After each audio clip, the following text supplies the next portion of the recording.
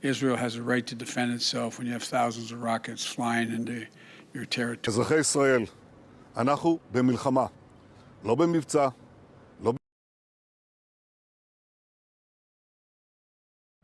1 अक्टूबर 2024 रात को 181 ballistic missiles Israel पे दागी।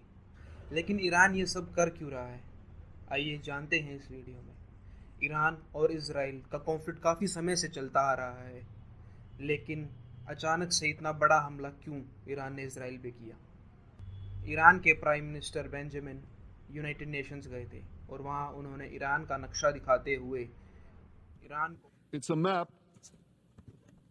Look at the second map. It's a map of a curse. बताया। ज़्यादा पीछे ना जाते हुए इस कहानी को पिछले साल से ही शुरू करते हैं। 7 अक्टूबर सुबह 6:30 बजे हमास ने इसराइल पर मिसाइलें दागना शुरू किया। हमास ने सिर्फ 20 मिनट में ही कम से कम 5000 मिसाइल्स इसराइल पे दागी।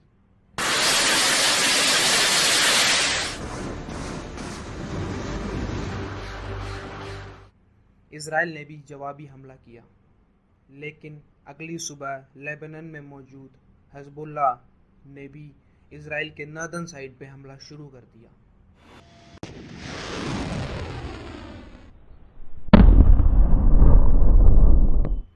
यह देखते ही सारी नॉर्दर्न साइड जो रहने वाले सिविलियंस थे वो सारे सेंटर में आके इसराइल के टेंट में रहने लगे।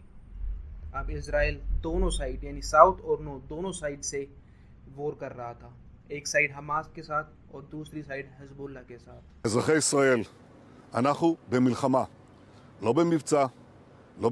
ये देखते ही ऑपोजिशंस को इसराइल में मौका मिला और बेंजामिन को एक प्राइम मिनिस्टर के तौर पे एक हार बताने लगे। लेकिन प्राइम मिनिस्टर बेंजामिन ने वादा किया कि जो भी सिविलियंस अपना घर छोड़ के नॉर्दर्न साइड से सेंटर में आए हैं, जिनको भी इवैक्यूएट किया गया है, उनको उनके घर वापस ज़रूर दिलाए जाएंगे।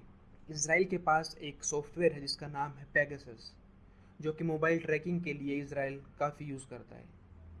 इसराइल ने पेगासस सॉफ्टवेयर का यूज़ करते हुए हिजबुल्लाह और हमास के काफ़ी जो मेन कमांडर्स थे उनका एक गाइडेड मिसाइल का यूज़ करके उनको ख़त्म कर दिया, जिसमें 2 मोस्ट सीनियर कमांडर्स भी थे। दिसंबर से लेकर जैन तक इसराइल ने दर्जनों आर्मी ऑफिशियल्स को ऐसे ही सेम तरीके से मोबाइल ट्रेस करके और उनके ऊपर गाइडेड मिसाइल्स छोड़ के उनको ख़त्म कर दिया था। फरवरी 2024 हसन नसरल्लाह हिजबुल्लाह का जनरल सेक्रेटरी टीवी पे लोगों के सामने आते हैं और उन्हें बताते हैं कि आप मुझसे पूछिए कि हमारा दुश्मन कौन है, हमारा एजेंट कौन है, जो ये सब सारी बातें जो हमारी लोकेशंस लीक हो रही हैं इन सब के पीछे कौन है। और वो बताते हैं कि हमारा एजेंट है हमारा फ़ोन। सिर्फ मोबाइल की वजह से ही इसराइल हमारी लोकेशंस को ट्रेस कर पा रहा है और हमें ख़त्म कर रहा है। عميل بتقلي وين عميل؟ قل لك هيدا العميل الخليوي اللي بايدك واللي بايد زوجتك وبايد اولاد। और इस सब के बाद हिजबुल्लाह ने डिसाइड किया कि वो मोबाइल से शिफ्ट होके पेजर पे आ जाएंगे। सीक्रेट इंटेलिजेंस ऑफ इसराइल से पता चला कि हिजबुल्लाह एक बहुत बड़ा कंसाइनमेंट पेजर्स का खरीदने वाला है और इसके लिए इसराइल के पास एक स्पेशल यूनिट है जिसका नाम है 8200, जिसे साइबर सिक्योरिटी ऑपरेशंस के एक्सपर्ट्स भी कहा जाता है।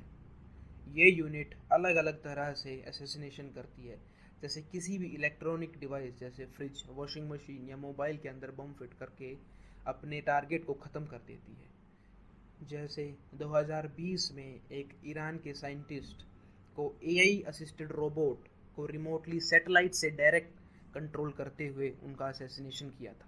8200 इंटेलिजेंस को काफ़ी रिसर्च और काफ़ी ढूंढने के बाद पता चला कि हिजबुल्लाह ने पहले भी पेजर्स खरीदे हैं और यह पेजर्स उन्होंने खरीदे हैं गोल्ड अपोलो, जो कि ताइवान में सिचुएटेड था। इसके बाद 8200 ने बुदापेस्ट यानी कि हंगरी की कैपिटल में एक कंपनी इस्टेब्लिश की जिसका नाम था बीएसी कंसल्टिंग। और 8200 ने बीएसी कंसल्टिंग और गोल्ड अपोलो की एक मीटिंग कराई, जिस मीटिंग में बीएसी कंसल्टिंग ने गोल्ड अपोलो के पेजर्स को मैन्युफैक्चर करने के राइट्स लिए और कुछ साइनिंग अमाउंट और कमीशन पे ये बात हुई।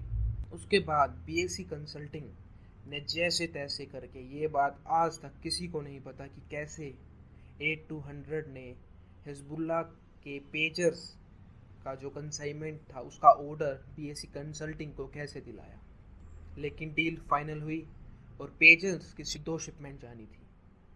पहली शिपमेंट में थे 3000 पेजर्स और दूसरी शिपमेंट में थे 2000 पेजर्स। लेकिन इसी बीच 1 अप्रैल 2024 को इजराइल ने एक ईरान एम्बेसी जो कि दमिश्क में मौजूद है उस पर बमबारी की, जिसमें 16 लोगों की जान गई। इस हमले के बाद ईरान यूनाइटेड नेशंस के पास गया और कहा कि इन हमलों को रुकवाया जाए, लेकिन यूनाइटेड किंगडम, यूनाइटेड स्टेट्स और फ्रांस ने इसकी इजाज़त देने से मना कर दिया।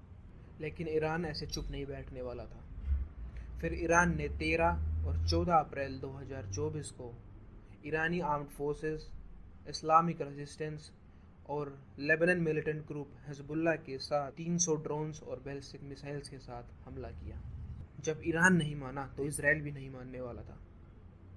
इजराइल ने 31 जुलाई 2024 को एक पॉलिटिकल चीफ इस्माइल हनिया का असैसिनेशन किया।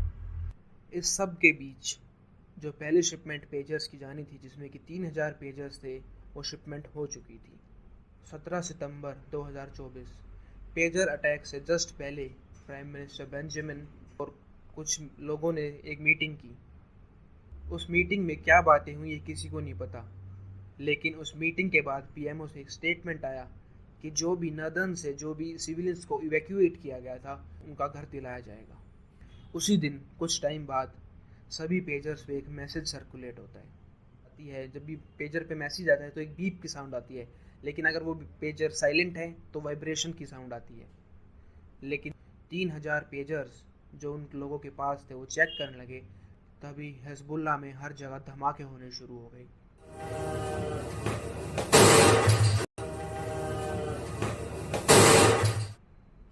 इसको नाम दिया गया था पेजर अटैक।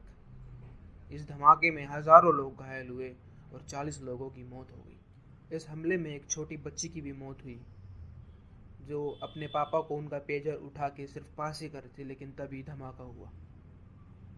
CNN ने बताया कि US को इस हमले के बारे में पहले से ही पता था, लेकिन US के कुछ ऑफिशियल्स ने इसको नेगलेक्ट किया कि हमें इस हमले के बारे में कुछ नहीं पता था। इजराइल ने भी इस हमले की कोई जिम्मेदारी नहीं ली, लेकिन एक स्टेटमेंट जारी किया जिसमें इजराइल ने कहा, we are the start of a new phase in war that requires determination, courage and perseverance. इस हमले के बाद अलग अलग देशों ने कहा that Israel has the right to defend itself. Israel has a right to defend itself when you have thousands of rockets flying into your... लेकिन 1 अक्टूबर 2024 ईरान ने 181 बैलिस्टिक मिसाइल्स के साथ इजराइल पे हमला किया। ये हमला बहुत ही जोरदार था। US ने भी कहा कि जो अप्रैल में हमला ईरान ने इजराइल पे किया था, यह हमला उससे 2 गुना बड़ा था। इस हमले के बाद ईरान ने भी एक स्टेटमेंट दिया that Iran and the people of Iran has also right to defend themselves, और ईरान ने ये क्लेम किया कि ये हमला सेल्फ डिफेंस में किया गया है। और जो असैसिनेशन इजराइल ने किए थे चीफ पॉलिटिकल इस्माइल हनिया और Hezbollah general secretary Hassan Nasrallah का भी बदला लिया गया है।